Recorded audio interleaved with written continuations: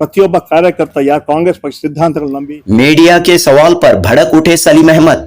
दावनगेरे में सलीम अहमद की press conference. क्या एसएस मल्लिकार्जुन ने जमीर अहमद खान को दावनगेरे आने की दावत दी है? इस सवाल पर सलीम अहमद भड़क उठे। सलीम अहमद को गुस्सा आया। सलीम अहमद ने कहा कि क्या मुझे मल्लिकार्जुन ने दावनगेरे आने की दावत दी थी? सलीम अहमद ने साफ तौर पर कहा कि यहाँ किसी को दावत देकर बुलाने की जरूरत नहीं है। जिसे जो जिम्मेदारी दी गई है उसे वो जिम्मेदारी अदा करना होगा। दावनगेरे में एमएलसी और चीफ व्हिप सलीम अहमद का सख्त बयान। ಸೀರೀಸ್ ಆಫ್ ಮೀಟಿಂಗ್ಸ್ ಇದೆ, ನಮ್ಮ ಬೂತ್ ಲೆವೆಲ್ ಮೀಟಿಂಗ್ಸ್ ಇದೆ, ಬಿಡೋದು ಪ್ರಶ್ನೆ ಬರಲ್ಲ। ಪ್ರತಿಯೊಬ್ಬ ಕಾರ್ಯಕರ್ತ या कांग्रेस पक्ष ಸಿದ್ಧಾಂತಗಳನ್ನು ನಂಬಿ ಪಕ್ಷದಲ್ಲಿ ಕಾರ್ಯಕರ್ತ ಅಥವಾ ಮಂತ್ರಿ ಆಗಲಿ, ಎಂಎಲ್ಎ ಆಗಲಿ, ಎಂಎಲ್ಸಿ ಆಗಿ, ಬ್ಲಾಕ್ ಪ್ರೆಸಿಡೆಂಟ್ ಅವನಿಗೆ ಜವಾಬ್ದಾರಿ ಕೊಟ್ಟ ಮೇಲೆ ಅವ್ರು ಬರೋದು ಅವರ ಧರ್ಮ, ಅವರ ಕರ್ತವ್ಯ। ನಮ್ ಕರ್ದಿಲ್ಲ, ಅವ್ರು ಬಿಜಾ ಪಡ್ಕೊಂಡಿದ್ದಿಲ್ಲ, ಯಾವ್ದು ಇಲ್ಲ।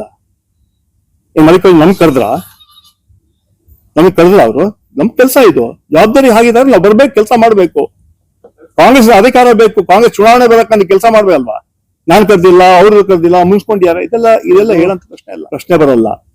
ಪ್ರತಿಯೊಬ್ಬ ಕಾರ್ಯಕರ್ತ या कांग्रेस पक्ष ಸಿದ್ಧಾಂತಗಳನ್ನು ನಂಬಿ ಪಕ್ಷದಲ್ಲಿ ಕಾರ್ಯಕರ್ತ ಅಥವಾ ಮಂತ್ರಿ ಆಗಲಿ, ಎಂಎಲ್ಎ ಆಗಲಿ, ಎಂಎಲ್ಸಿ ಆಗಿ, ಬ್ಲಾಕ್ ಪ್ರೆಸಿಡೆಂಟ್ ಅವನಿಗೆ ಜವಾಬ್ದಾರಿ ಕೊಟ್ಟ ಮೇಲೆ ಅವ್ರು ಬರೋದು ಅವರ ಧರ್ಮ, ಅವರ ಕರ್ತವ್ಯ।